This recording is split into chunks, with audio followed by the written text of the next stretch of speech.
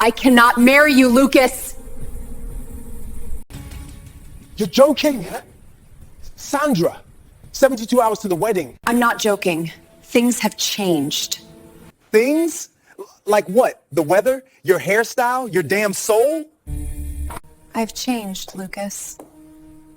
I have new priorities. The word stung more than he expected. She wasn't talking about distance or incompatibility. She was shedding him like dead weight. He shook his head slowly, more to himself than to her. When your family's company was falling apart, when your father's debts were stacking like dominoes, I was the one who... A knock interrupted him. The office door opened without pause, and in walked Martin Hathaway, flanked by Patricia and Derek. The room shrank immediately. The atmosphere turned colder. Lucas stood straighter, watching them with guarded eyes. These were the people who had once toasted to him at holiday dinners, who had toasted his loyalty with expensive wine. Martin's face carried the smirk of a man who had waited too long for this moment. "Well," he said, brushing invisible lint from his sleeve. "I knew this day would come." Lucas's jaw clenched, but he said nothing. "I told you, Sandra," Martin continued, stepping further into the room. "This boy was never husband material." Boy. That word punched the air from Lucas's lungs. "I'm standing right here," he muttered. Patricia let out a haughty sigh. "Lucas, did you really think a Hathaway would marry someone like you?"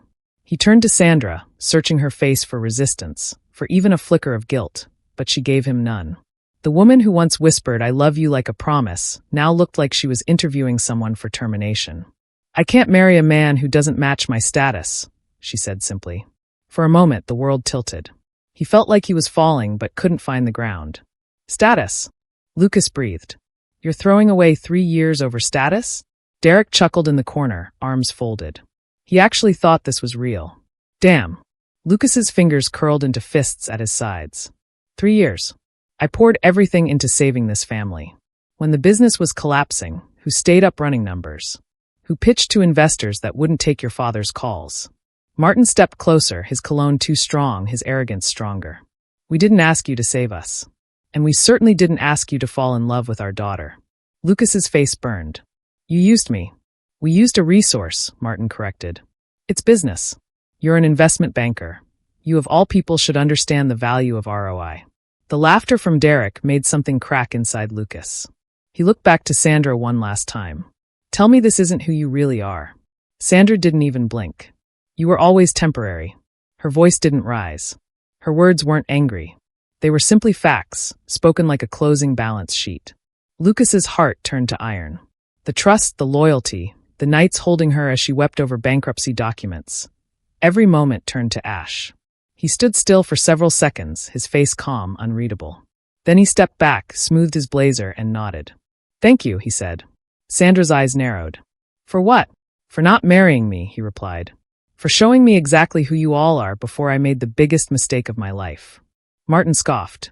"You'll regret this tantrum when reality kicks you back to the gutter." Lucas stared at him for a long, cold moment, then walked to the door. Just as his hand reached the knob, he paused. "No, Mr. Hathaway," he said, voice razor-sharp. "You'll regret this." Then he left, each footstep echoing like thunder in the silent office behind him. That night, the silence in Lucas's apartment was suffocating. The city lights sparkled through the wide windows, but their glow felt distant, like stars light years away. He sat on the edge of his couch, staring blankly at a half-filled whiskey glass on the table. His suit jacket hung limply on the armrest.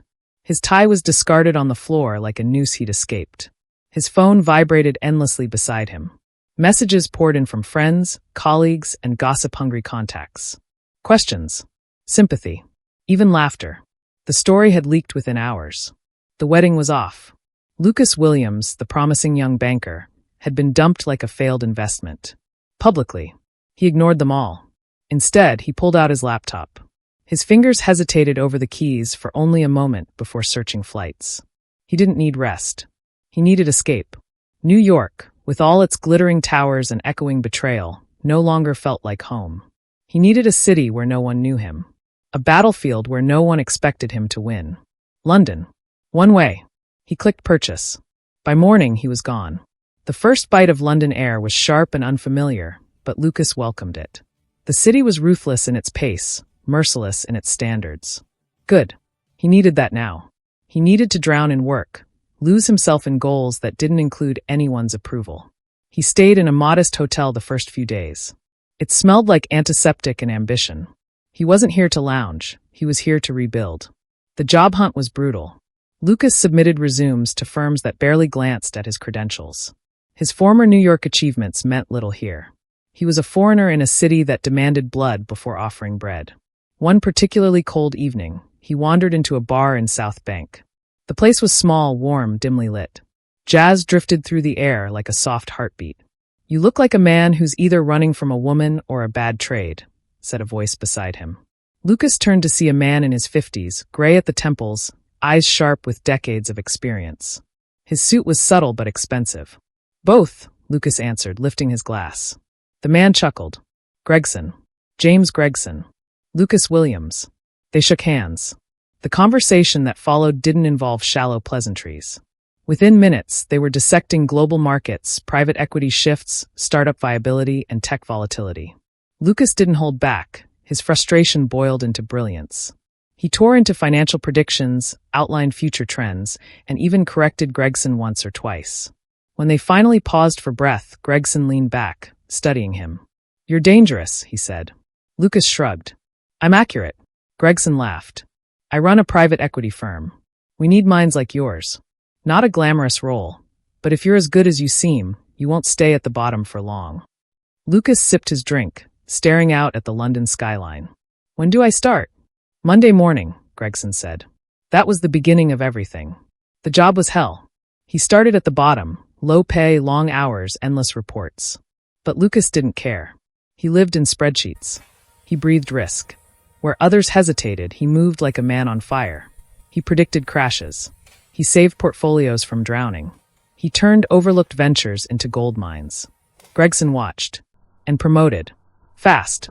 Within 9 months, Lucas wasn't just on the map. He was reshaping it. But despite the late nights, despite the rising income and growing respect, the memory of that office, that dismissal, still haunted him. Not for revenge. For closure. Then one night his phone buzzed. Unknown number. "Sandra, Lucas, we need to talk." He stared at the message for a long time. Then he deleted it. She was a footnote now. And he was writing his own epic. Lucas thought deleting Sandra's message meant the past was over. He was wrong. Some doors don't close. They wait. And while London was turning him into something sharper, colder, and far more dangerous, someone back home was already planning their way back into his life. The question wasn't whether Lucas would rise. It was who would survive the moment he did. If you don't want to miss what happens next, make sure you're subscribed. Part 2 is where everything changes.